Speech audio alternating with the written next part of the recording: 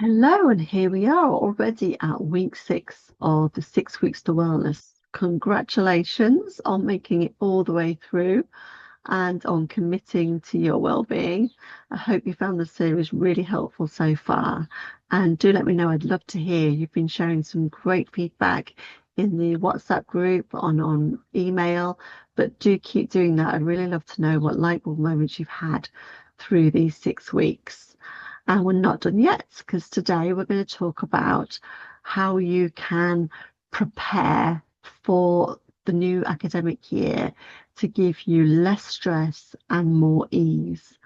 And we're particularly looking this week at things that you can do around your routine and your home life to make work easier, because you've got that sorted and it's a calm environment for you with less stress. So let's dive into it and have a look. I've got 3 top tips for you to make your home life less stressful so that you've got more energy and more capacity to deal with work's challenges instead. So, number 1 is preparation. You've heard that phrase, fail to prepare and you prepare to fail. Well, it's absolutely true. But preparation doesn't have to be long, it doesn't have to be time consuming, but it can be really effective. Just doing a little bit of preparation can really make the next term much easier and go with much more flow. So there's 2 ways to think about preparation. One is preparing ahead. So now's a good time to think about the next half term, let's say. What have you got coming up that you could actually prepare for now? So do you have some family birthdays? Do you have some weekends away that you need to book hotels for? What have you got coming up that you could get ahead with now, do something for, go and buy that present, book that hotel, whatever it might be, so that you're not having to try and find the time and energy to do it when you're in full-on work mode. And then also the second part to preparation is to identify a time in your week that you can prep ahead for the week ahead. Now, a Sunday evening can be a really good time to do this, but you pick whatever time works for you. And here are some of the things that I like to do as part of that weekly prep session. It doesn't have to be very long. You can do this in 10, 15 minutes. So one thing I like to do is to have a chat to my other half about what we've both got coming up in the following week.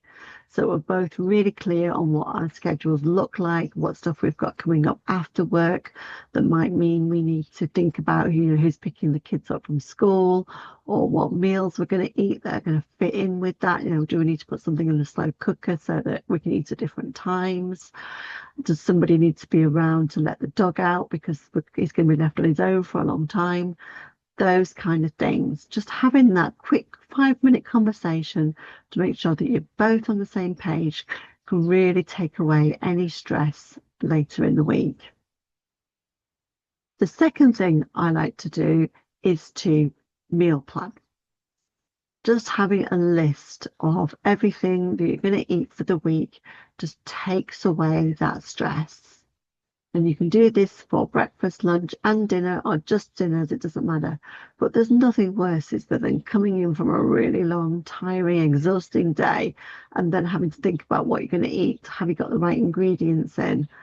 Having to go out and go shopping because you haven't quite got everything you needed. So just taking a few minutes to meal plan for the week means you can come in and know exactly what you're having and forget about it. And it also means that you can get ahead, because before you leave for work in the morning, you can get out of the freezer anything you need to, or you can get the ingredients out of the cupboard and put them on the side, so that when you are tired and at capacity, it's as easy as possible to prepare that evening meal. And then the third thing that I like to think about in advance is actually, what am I going to wear? Again, taking away that decision making from the morning routine by already having your clothes laid out for the week, or having a bit of a work uniform. Maybe you have a work uniform, so you always wear a specific skirt or a couple of skirts you've got, or a couple of pairs of trousers, and then you just have a range of tops that you wear with them. Just make life as simple as possible by preparing and in advance. So that's my first top tip: preparation. Prepare to succeed. Number 2 is about decluttering those tiny stresses from life. So we all have those things that either have been on our to-do list for ages, or those areas of the house that you walk past and it annoys you every time, or you're going to look for something and you can never find it because that particular drawer's a mess and you can never find it in there. They might seem like little insignificant things, but actually they add to our stress load. And let's face it, our work lives are stressful enough as it is. We don't need those things. So this is your time, this is your week to declutter that drawer, to tidy out your wardrobe so you can find those clothes that you want to wear for work, to declutter that area in the living room that annoys you every time you walk past it, because you wish it could be more organized. To sort out that cupboard in the kitchen so you can actually find the ingredients that you want to make. It may seem like a small thing, but I promise it will make a difference. And then my third top tip is about simplifying and automating. So is there one thing that you have to do on repeat that you could simplify or automate? So one example of this might be, could you go on and order all of your birthday cards from now until Christmas from somewhere like Moonpig and get them posted out? You can set the date so that they send them out on time. So it's automated. You don't have to think about it anymore. It takes that off your plate. Or could you have a piece of paper or a whiteboard in your kitchen, and every time you eat a meal and the whole family enjoy it and it was simple and easy to do, you write it down on that whiteboard. So that next week when it comes to meal planning, you can just look down your list and pick some things from that list. So it makes that task simple. There are loads more ideas out there. I'll be sharing more over the coming weeks in my new free membership to support school staff. So look out for more details about that if you want more ideas, and do of course share them in the WhatsApp community.